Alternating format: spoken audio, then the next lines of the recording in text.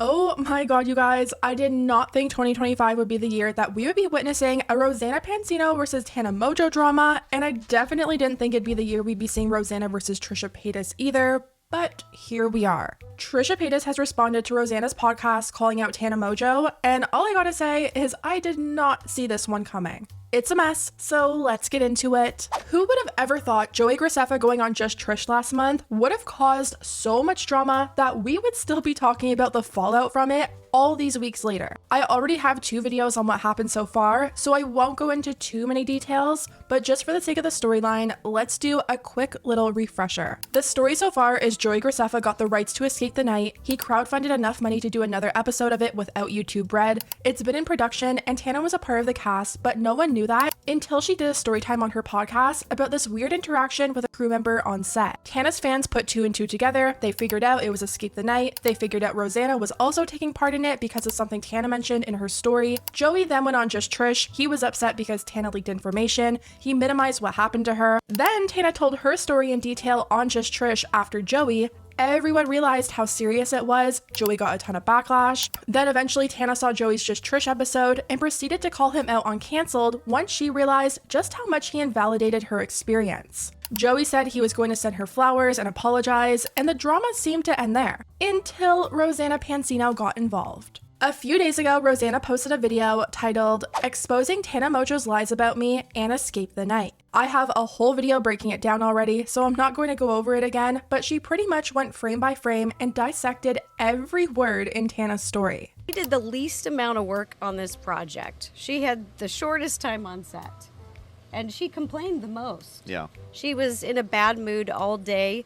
Negative, unprofessional. No one is locked in. No one can never not get out. At the bottom, there's these big loops. The loops were so big that you had to hold on to look like you were locked in there.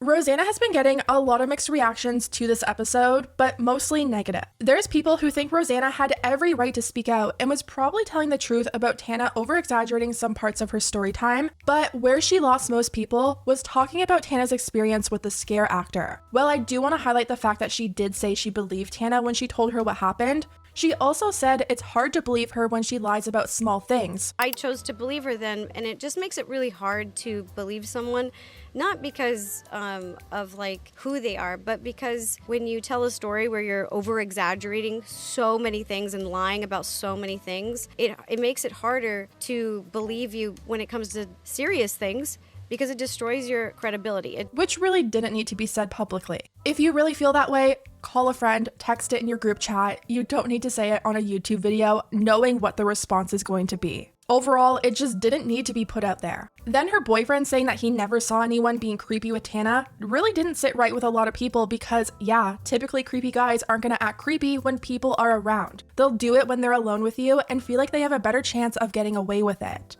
No, I literally was next to Tana when she talked to several crew members several times. It was completely normal interactions. So just based on what I saw in person with my own eyes, it already proves, in my opinion, that she is either exaggerating or just lying. And that's not to say when we get to the other actor, what he said, it's not to say that didn't happen, but here she's literally saying every interaction with every person on the crew was weird. That's just not true. Rosanna's video just went a little bit too far. My personal opinion was she had every right to talk about the way Tana told the story about her dad's ashes, and when Tana said, what if this happened to someone like Rosanna? The mental state of thinking, like, what if that was Rosanna Pansino instead of me? What if that was just someone who didn't comment the guy back? What would have happened? My phone's on SOS. It was a very scary, awful situation. Rosanna had every right in the world to be upset and talk about that, but she should have stopped there. This wasn't her set. She wasn't around for what happened to Tana. If everything Rosanna is saying is true, then Joey should be the one making a video. But then again, let's not forget, this isn't a story about Tana being a nightmare to work with. This is a story about a bad situation Tana was put in on set. If the problem in question was Tana being so difficult, she showed up late, she was a diva on set, then sure, this video would have made sense.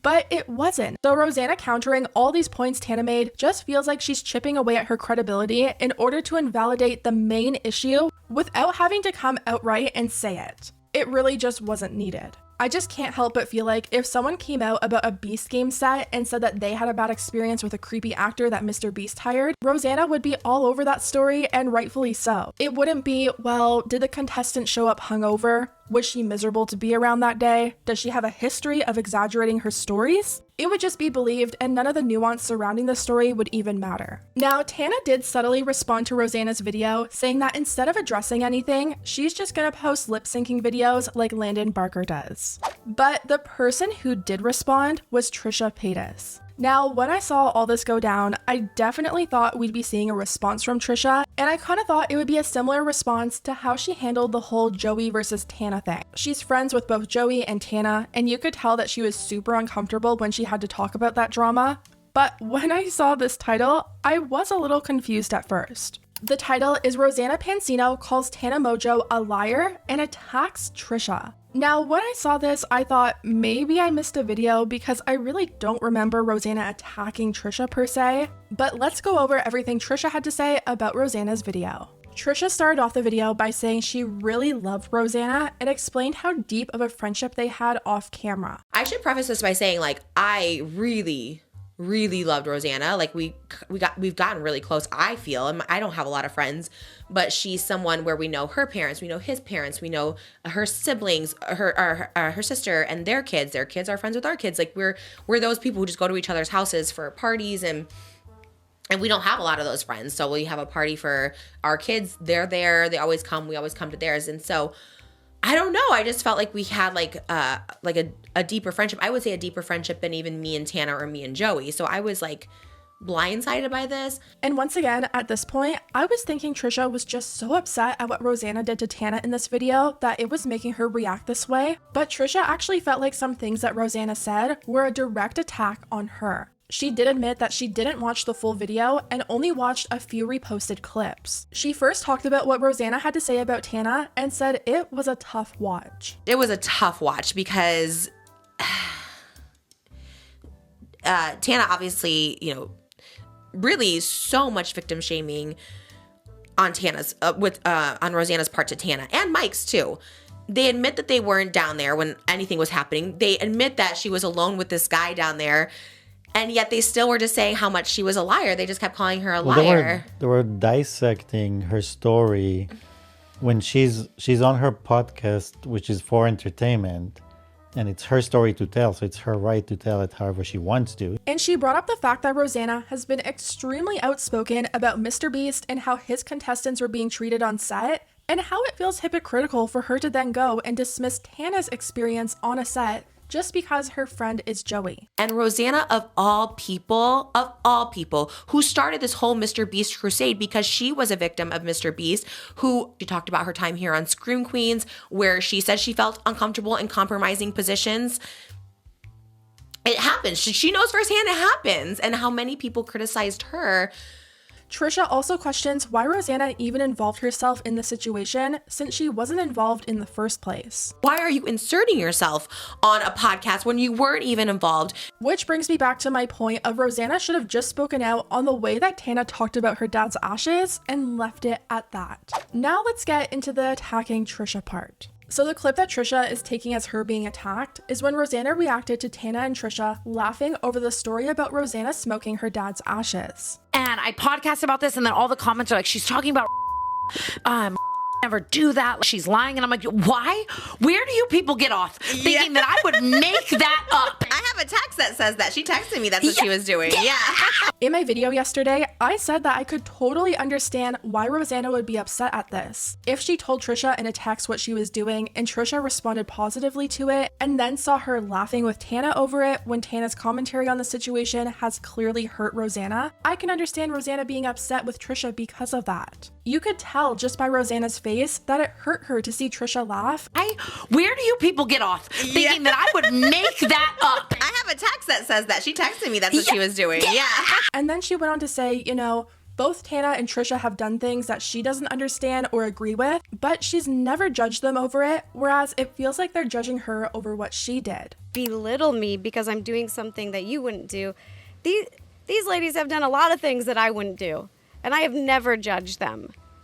That's what I'm upset about. It's just so confusing and so hurtful and so mean. Well, Trisha took this as Rosanna attacking her and said that she was not happy about it. She felt like Rosanna was twisting the situation, and she was shocked to see her feel that way when they have such a close friendship. I think Rosanna then attacking me kind of made me feel some type of way because she twisted things that I said, which I was really upset about because I think Rosanna and I, like I said, privately, we're closer than we are publicly in the sense that she does share personal stuff with me and I share personal stuff with her, and we've gone to each other's houses. We know each other's families. The other part that upset Trisha was Rosanna's comments about her and Tana not wanting to go to downtown LA. And downtown LA, I immediately, I say no to everything. Even if it's my own shoot, I'm like anywhere but downtown LA. Yes, I hate it. It's so far. It's so dangerous. Even during the day, people just get like robbed. Like it's crazy. Yeah. It is just like, it is a different world. I hate it. I think it's just kind of like a snotty thing. Yeah. Like, I don't even want to drive to that part of town. They're above that too.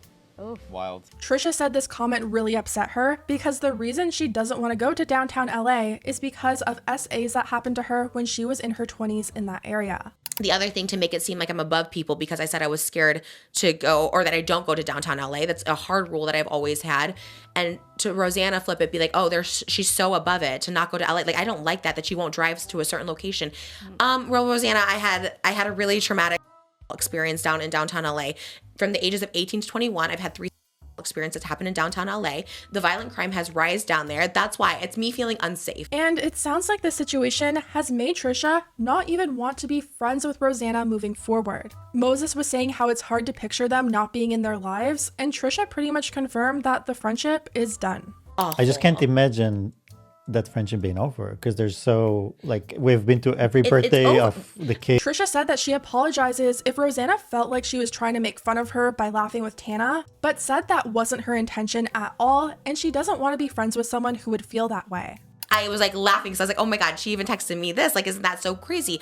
I apologize, Rosanna, if that really did trigger you or if you really thought that I was trying to make fun of. I don't even know how to apologize because if it really hurt you in that sense and you really thought I was trying to make fun of you because your dad died, like that's so far off. But in the same sense, that's why I'm like, I just think we are just so disconnected and so we don't know each other. And I don't want to know that person that thinks that about me because overall, Trisha says that she just feels sad because she felt like this was a really great off-camera friendship that she had. She said that she's always stood by Rosanna whenever she said kooky things about Mr. Beast and always tried to see things from her side. So to then see Rosanna twist things that she said on her podcast felt really bad. Rosanna has said some kooky stuff online, some wild things about Mr. Beast. And every time I'm like, that's pretty harsh. That's a wild assumption. That's a wild thing to say. But I always believe the best in Rosanna. I'm always like, I think, she's coming from this. I always try to see it, how she's coming from. I don't know. I hope this drama thing works out for them. I don't know. I guess that's the direction they're going. Especially Rosanna, because, like, she seemed very genuine coming to our house and talking, just sharing our lives with each other. And she was just so wonderful and nice. And I'm just, like, so confused how this like flipped. Overall, this is just such a sad situation. I feel like so many friendships have been broken here when if all of this had been kept offline and they just all aired their grievances out with each other in person or over text, the outcome probably would have been very different. So far, Rosanna hasn't responded to Trisha's video, but Tana has responded to Trisha defending her against Rosanna. Tana commented on a re-uploaded clip on TikTok and said, actually crying. I still hope they can all work things out. I said this in my last video and I'll say it again. This whole thing does feel like one big miscommunication. I just feel like reacting through podcast and not reaching out to these people who are all supposed to be really good longtime friends is so messy, and everyone in this situation could have handled things much better. Anyways, guys, let me know what you think about everything down below and I'll see you next time.